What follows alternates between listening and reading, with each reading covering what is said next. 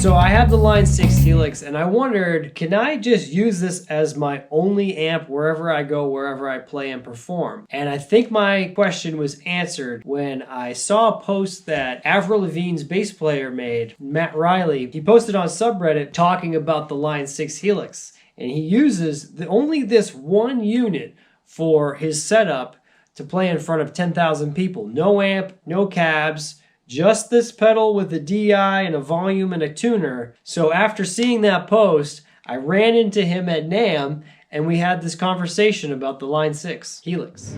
I run a YouTube channel, Extreme Bass Guitar. Awesome. I'm using the Helix to fiddle in with it.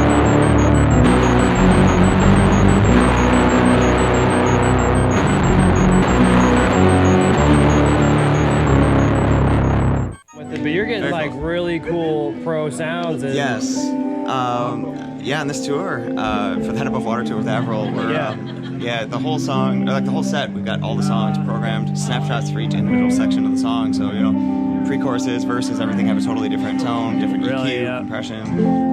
It's really cool with the, I think even for some of the songs, we even switch like amps between like, you know, certain sections of the song. Just right. Get some crazy stuff. Yeah, I read that you're literally sitting in the studio figuring out all the tones from the albums. So I was, when I was preparing for the tour, I had like, I don't know, 2 weeks to kind of get all the tones set. We were leaving, or we were starting rehearsals, you know, about a month after I first got the call. So the first 2 weeks, literally it was just programming all the tones for the album, based on the recordings of, you know, all the songs from 17 years ago, the first record, to Head Above Water, you know. Breaking down all the stems, seeing how we could, you know, EQ and get all the proper amp settings, and literally every single song and section was, you know, meticulously programmed on the Helix. Sounds amazing. We brought it in for rehearsal. Sounded really good. Yeah, everyone loved it. Approved. Yeah. I'm also running like a DI with it, so to taste the front of house engineers, you know, blending in the nice low end of a you know, pure sound of the bass, blended with the Helix, and it's, oh man, it sounds amazing. Wow, so that makes a difference having a separate DI and not just running straight out of it. Yes, so really? Okay. So I'm using like a Neve, the RNDI active DI bass. So that's like my main thing. I've got the Helix process sound and then the DI. But what kind of difference are you noticing instead of, because I'm just always like going direct out. But so I'm going into the DI pre-Helix. So I'm sorry. Oh, just like direct your bass. Yes. Just like, so we're taking So we're taking just the DI sound out and then the Helix process sound. And then in the board they're you know, to taste they're doing the, because you know, we use in-ear monitors obviously for the tour. So, you know, to taste even for the band members, a lot of them would maybe prefer DI bass, just like a whereas the process, you know, because I'm using distortion, all this stuff, maybe it's a little too ticky for picking and all that. Totally, So, you know, they use a lot of the DI and the in-ears, and then to taste, the front of house engineer also blends that out. But using Fender P basses exclusively, so I'm using two P basses. It's so awesome. Two P basses and a Jaguar, so that's like all passive. So I'm using those to get the I mean, Avril's recordings and stuff, you can obviously tell it's a P bass tone. So it's kind of required for the tour anyway to do that. But yeah, it's super awesome. I'm loving it. Helix is amazing. So I'm looking at the Pod Goes now, so when I'm not on tour, probably just go around town and stuff, I'll probably use that in Hollywood, LA, but super excited with the Helix and stuff. It's the same kind of sounds pretty much, right? Yeah, I think they're using the same modeling. And you could probably move them over.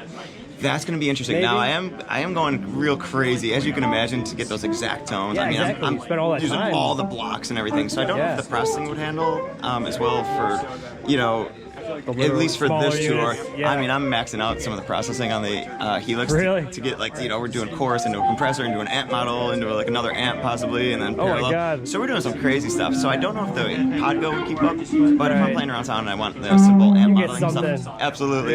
So I love it though. I know Dan, the guitar player, and Dan Ellis in the band uses a Helix as well for his guitar tones. So it's so awesome to go on a world tour like with literally like an amp model Helix. Like, it's keeping up, man. It's awesome. Yeah, and you're also making synth sounds. I do have some synth sounds. There's a few songs on there, like Dumb Blonde in particular has like a really crazy modulated synth sound, real distorted. So we were able to use that's one like in particular that we maxed out like the blocks on, because like it was crazy the amount of effects we had. You know, a synth into like an octave thing, into an amp model, into like it was crazy. Real big thick sound. We got the thing where literally you hit that one note and it just modulates and goes out crazy. There's a few others that have like some pretty heavy like synth sounds and stuff too. But yeah, we're using the onboard processing for that too. So the only outboard I've got is, well, that would really be it. I've got a tuner pedal for pretty much just an on-off switch for when I do the bass changes. Right, I saw that, yeah. Volume pedal, and then just going right to the Separate Helix. volume pedal. Separate volume pedal because I'm running into the DI first and then the Helix. Oh, so if I was to mute the Helix, the DI would still go down, and then yeah. 10,000 people would hear a pop every time I unplug the bass and stuff. So using that as a separate, or not even, well, the tuner pedal I guess would be the on-off switch. Volume pedal too if I'm doing volume swells. Yeah. If I'm only volume swelling the Helix, the DI tone would stay steady, and I'd go to do like a cool volume swell. Right, yeah. And the DI would just be like ringing through. So that's why I have a separate volume pedal to get the whole chain going up and down first. Yeah. But yeah, no, I love the Helix. Yeah, totally. Super awesome. So I'm super excited.